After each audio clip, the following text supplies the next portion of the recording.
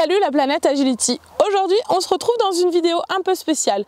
Je vais essayer avec vous de résoudre un problème que je rencontre avec Soon. Le problème c'est que dès que je commence un petit peu à courir ou à marcher vite, elle a tendance à essayer de m'attraper les mollets et à me sauter dessus. Et très clairement en Agility, eh bien ça va me poser des soucis. Allez, on essaye de voir ça ensemble.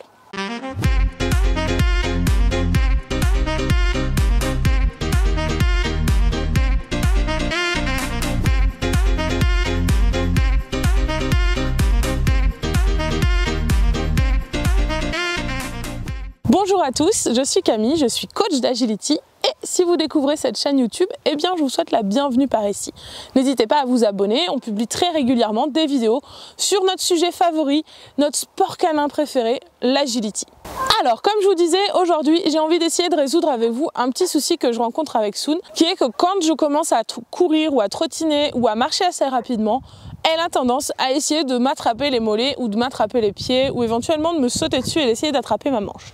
Bon, vous l'avez vu je pense dans les autres vidéos, mais Soon c'est vraiment une petite chienne très joueuse et dès qu'il y a du mouvement, eh bien son instinct de border revient et elle a envie de me pincer comme elle ferait peut-être avec une brebis. C'est quelque chose qui me paraît assez problématique et que j'ai envie de régler assez rapidement parce que je veux surtout pas qu'elle prenne l'habitude de faire ça, non seulement déjà parce qu'au quotidien c'est quand même pas génial, mais aussi parce que en Agility, eh bien, je vais être avec elle sur le terrain, me déplacer, je vais courir et je ne veux pas du coup que entre les obstacles, elle ait tendance à revenir me sauter dessus, me pincer, me mordre ou être très énervée par ce déplacement. Donc avant d'en arriver là, eh bien, je vais vraiment essayer de résoudre ce problème-là. Je veux vraiment qu'on commence l'Agility quand ce problème sera réglé parce que si on commence l'Agility maintenant, eh bien, vous comprenez bien qu'on va renforcer ce problème-là dès que je vais me déplacer.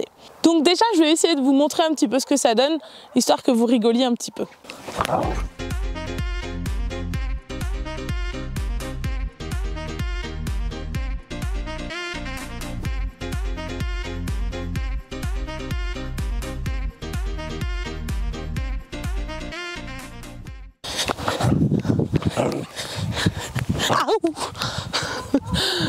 Bon, vous voyez un petit échantillon, je viens de me faire bouffer 2 fois les mains, elle m'a attrapé le pantalon, bref, on n'est pas sorti de l'auberge. Je suppose que vous vous demandez comment je vais faire pour résoudre ce problème avec Soon. Eh bien évidemment, je vais en aucun cas utiliser des méthodes coercitives, des méthodes violentes.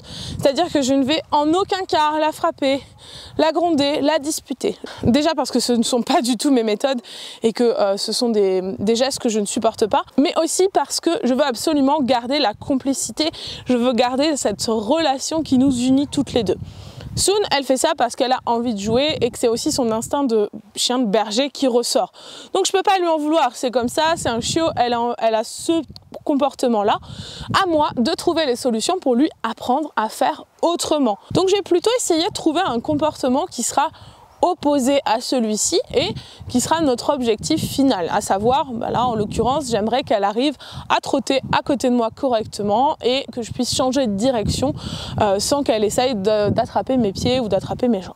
Donc l'idée que j'avais, eh bien, c'était tout simplement de renforcer le fait qu'elle marche correctement à côté de moi. Je vais plutôt utiliser des friandises parce que bien sûr les jouets l'exciteraient trop et ça serait renforcer aussi cette excitation là. Donc je vais plutôt utiliser des friandises et on va progressivement travailler le fait de marcher à côté de moi sans me sauter dessus. Allez, c'est parti, on va essayer déjà de faire ça ensemble. Donc j'ai pris des friandises et ce que je vais faire là, c'est simplement récompenser dès que Soon elle marche correctement à côté de moi, sans essayer de me pincer, sans essayer d'attraper ma chaussure ou sans essayer de sauter. Donc en gros quand elle a les 4 pattes au sol. Soon. Oui. Oui. Oui. Oui. Super. Ça c'est bien. Cherche. On va recommencer. Oui. Oui. Oui. Oui. Hey, c'est plutôt pas mal ça. C'est bien. Ok, je vais le faire aussi de l'autre main parce que là, pour l'instant, j'ai travaillé que sur ma jambe gauche. Hop. Voilà, on passe sur la jambe droite aussi. Oui. Oui. Oui. Super. Cherche. Pour l'instant, j'ai fait que des lignes droites, j'ai pas fait de virage parce que c'est vraiment dès que je commence à changer de direction où Soon elle a plutôt tendance à s'énerver. Donc on va essayer ça, juste je vais tourner légèrement sur place et on va voir ce que ça donne. Ok. Oui, oh joli. Oui. Oui, super, on va faire dans l'autre sens. Oui. Oui. Oui. Oui, super, c'est bien ça. Donc pour l'instant, vous voyez, j'ai vraiment marché doucement. L'objectif, c'est de ne pas monter l'excitation trop vite parce que sinon, ça sera trop difficile pour Soon. Je vais essayer de marcher un petit peu plus vite pour voir ensemble si c'est une étape que je peux franchir assez rapidement ou s'il faut que je reste encore sur de la marche vraiment lente, continuer à renforcer ça avant de pouvoir passer à un peu plus de vitesse. Soon ? Oui. Oui. Oui. Oui. Oh, joli. Oui. Oui. Oui.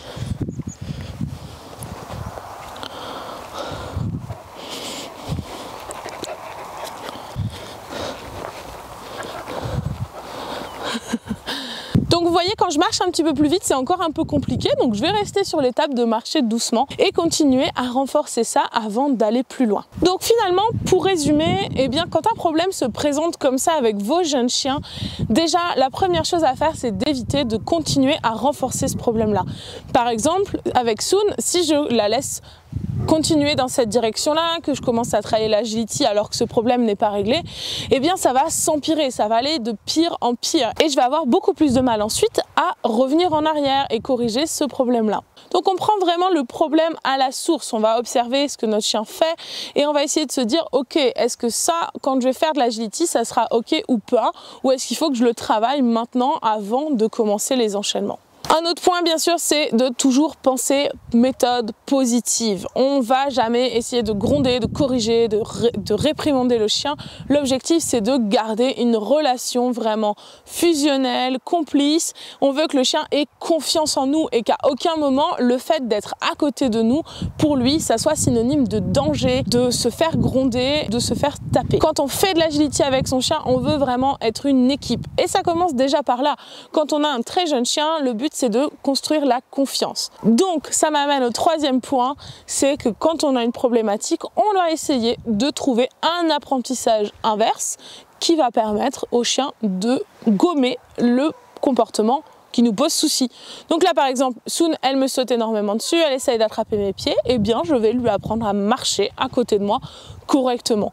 On peut appeler ça la marche au pied si on veut, c'est pas vraiment une marche au pied d'obéissance, mais je veux simplement le fait qu'elle arrive à me suivre à côté, et ça, qu'elle arrive à le faire par exemple quand je marche, quand je cours, etc. Voilà pour cette vidéo un peu particulière sur cette problématique que je rencontre avec Soon. Dites-moi en commentaire si cette vidéo vous a plu et si vous aimeriez voir l'évolution sur cette problématique-là. Voilà, c'était Camille et Soon et je vous dis à très bientôt sur la planète Agility.